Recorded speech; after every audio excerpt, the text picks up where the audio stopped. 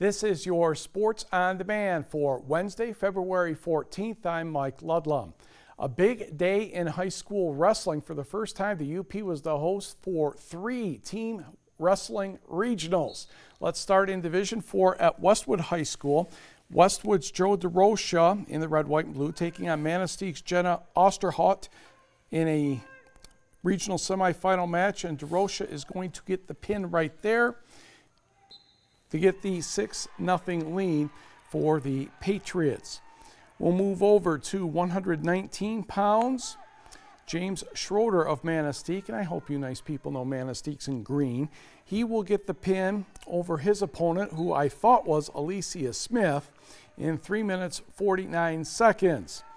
Now at 135, Josiah Gilroy of Manistee is going to get a takedown on Elliot Lemire, but Lemire would come back and get the pin, and Westwood would go on to win the regional semifinal quite easily, 66-6. On the other mat, it was St. Ignace and Onaway, and in the 103-pound bout, St. Ignace's Peyton Kearns in the black is in deep trouble against Aiden Fry, and Fry will record the pin at 3 minutes. Cardinals went on to win the team score in the regional semifinal 48-36. Now in the final, Onaway was the regional champion, defeating Westwood 42-36. Also in Division 2 at Marquette, Gaylord defeated the Redmen 60-21. St. John's over Flint Kearsley 39-30, and St. John's won that final 44-21, or I should say Gaylord won that one 44-21. In Division 3 over at Iron Mountain, Gladstone won the semifinal over the Mountaineers 66-12. Whitehall blew out Manistee 75-6. And it was Whitehall getting the final over Gladstone 51-21. And here is how Gaylord took care of St. John's. This is 103 pounds. Gaylord in the blue and yellow. That is William Sides with the pin right there on Peyton Frederick. That came at 133.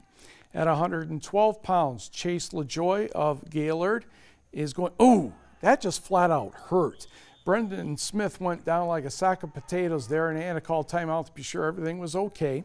And once they did that, LaJoy went back to work, and he would get the pin at 3:37. In fact, Gaylord's first 4 matches were 4 pins, so they had a 24-0 lead, and they won that regional final 44-21. The NMU men's basketball team already has clinched a berth into the GLIAC postseason tournament, but Bill Saul's team is looking for a little bit more than that. They have a rough weekend coming up, and on Thursday night they will take on Lake Superior State, and the Lakers have done pretty well against the Wildcats lately. Lake Superior, quite honestly, they have had our number. They have had our number in the time that I've been here. It's to the point where we have to stop being the kid that always gives up the lunch money and make a stand. And that's certainly a message that we're trying to get across here in the last couple of days. Ashland did a great job of mixing up the defenses, I think for us that's something that we have to look at a little bit. Tip-off for the Wildcat men's game on Thursday is 6 o'clock, followed by the women's contest. The Ferris State-Michigan Tech men's basketball series is tied at 61 games going into tomorrow night's contest at the SDC gym. The Huskies lost 85-66 to the third-ranked Bulldogs just over a month ago. Tech head coach Kevin Luke knows his team can play better than it did in Big Rapids, and he understands his squad needs to be very, very good to stay with the Bulldogs. They put a good whooping on us.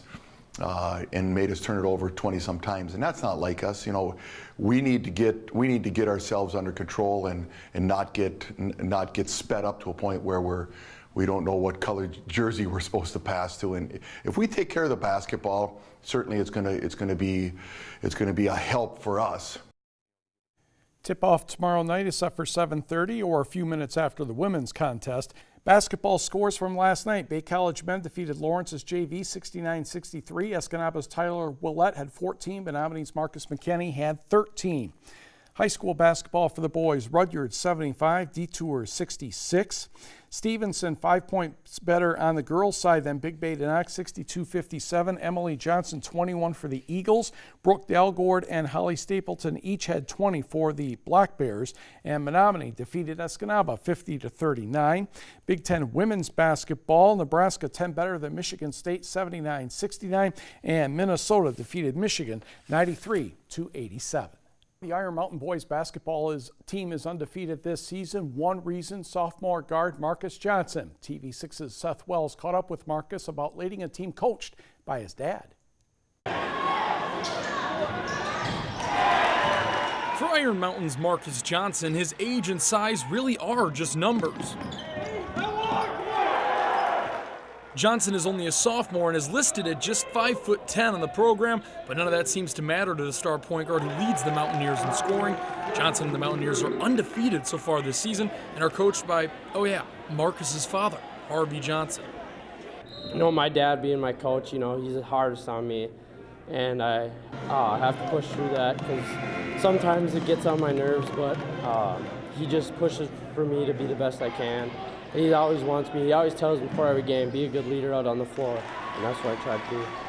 The Mountaineers have made their goal of reaching the Breslin Center this season clear, and with the great support the community has shown, they might just be able to do it.